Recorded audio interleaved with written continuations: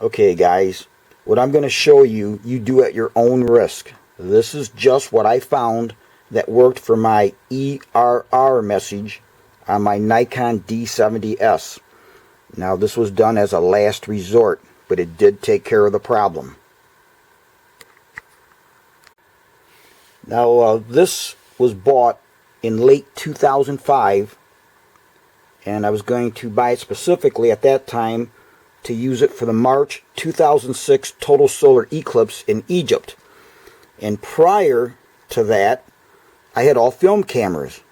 They were the f2, f3, and two f4s, and then an f5, and those were film camera bodies. And for this trip, I wanted not to have to take a bunch of film canisters, so I just decided to go ahead and buy this digital camera. Now this has been an excellent camera. I've had no issues with this D70s. But the other day I took this out to shoot some pictures, and as soon as I turned it on, it had an ERR message in the display panel. So when I turned the camera on, you'll see the battery indicator there to the upper left. Well, right to the right of that battery charge indicator, you saw an ERR, and it was flashing. And this is what it looks like: a capital E and two lowercase r's.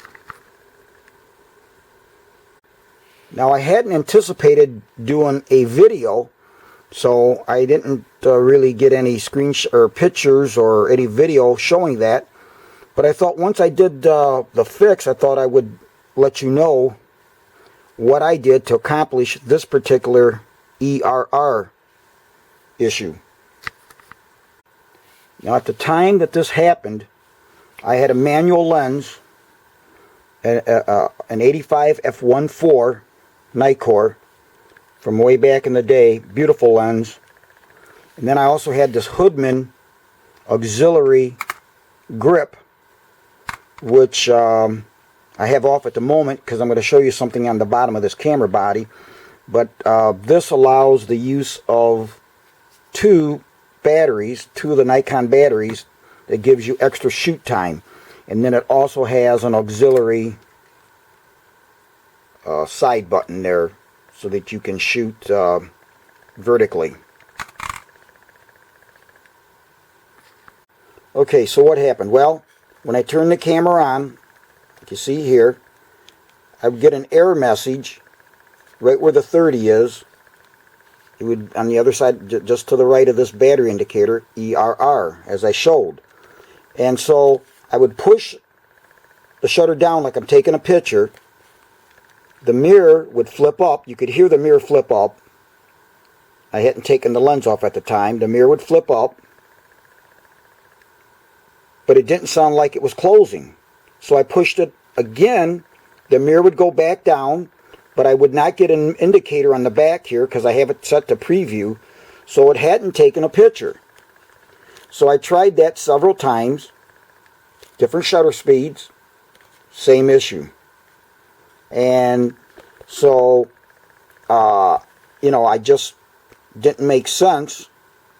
No matter what I did, same thing would happen. If I set it to the long exposures, it would do the same thing. You know, 2 seconds, 4 seconds, 6, whatever it was.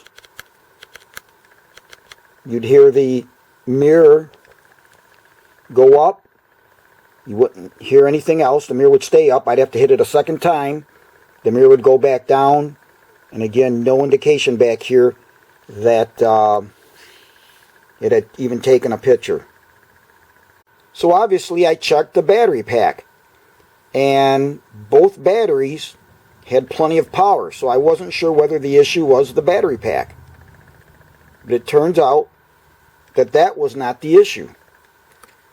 Now I made mention that I had a manual lens on. So here you see at the top of the camera, I've got it upside down, but at the top you see these electronic contacts.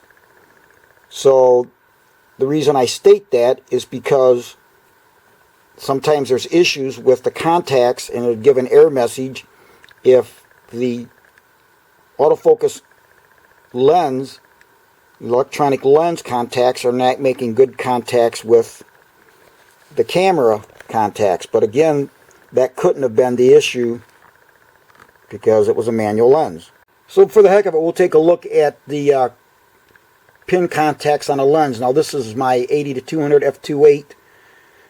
f2.8 autofocus Nikon that I've had. God, this thing was from way back. I think it was the first one that came out. I believe one of the first designs of that 80-200. Maybe it wasn't, but I got this. Had to be back in the 80s. But anyways, there's the contacts that are on the lens. And when you put this on the camera body, that mates up and that communicates. So I could eliminate this as an issue since there was a manual lens. So now the other question that I had was, well, is the compact flash card, is it okay? So I pulled it out and stuck it in my computer. There were no errors. There was no corruption to the card. So I didn't try a different card, but I just assumed then that there was no issue with the compact flash card in there. Okay, so now you're looking at the bottom side of my camera. Here's where your film would be, tripod socket, and you'll see this little thing right here.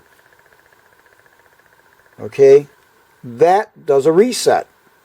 You'd take like the point of a ball pen or something very small, push that in. Now, I did not want to do a reset because I wanted to see if there was something going on. I wanted to be able to find out what exactly was it. So if I did a reset, it may have taken care of the problem, but I wouldn't have known why. But in this case, ultimately that would not have taken care of the problem. So ultimately, everything that I tried that I thought might work, nothing worked. I couldn't get anything to change, couldn't get it to even fire properly, could not get the shutter to open, because what I did is when I took the lens cap off, or the lens I mean off ultimately, and pushed the shutter release, again the mirror would go up, but I noticed the shutter stayed closed. So that would prove the fact that when I was looking at the preview, you weren't getting a preview because the shutter never opened to take a picture. The mirror went up, stayed up until I pushed it again and went back down. So it wasn't until the next day, this was in the evening, the next day after work, came home, same thing.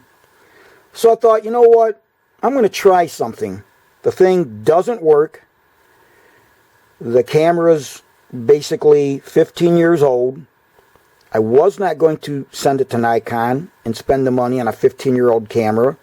I would just buy another camera, give me a good excuse to buy the D850, which I've been wanting to buy. So anyways, I thought I would try something. Again, when I said the shutter didn't open, I thought I would try something. Now, I've got the mirror up, and I've got a flashlight in here, and you can see the shutter back there. And you'll notice to the left side of the shutter, you see those little arms that raise and lower the shutter. So here's what I did. I thought, the camera doesn't work. I'm not going to repair it. I'm not going to do this again. What I did is I gently took my finger and just pushed down. Okay, I just took that one that you see to the rightermost. You've got the one that's right here, right next to the flashlight body. I took that and just gently pushed it down about halfway and released it. Okay, so after I did that, I turned the camera on, and I didn't see any flashing. No ERR.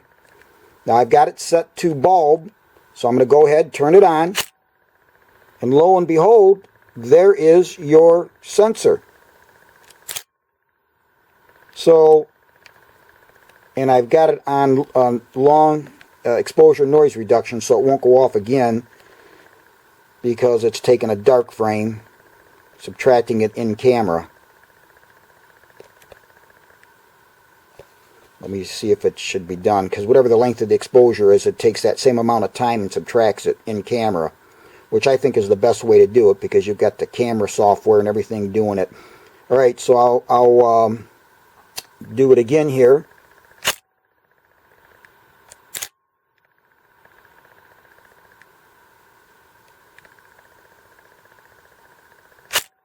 There it is, it's open, and it's been working fine. Haven't had an issue. So again, do this at your own risk, but I haven't had an issue. It's been working beautiful. So I don't know if there was just a caught shutter. I don't know what it was. But again, I said I tried it because it's not going to hurt a thing. The camera didn't work to begin with. If it didn't help it, it didn't help it. But it did.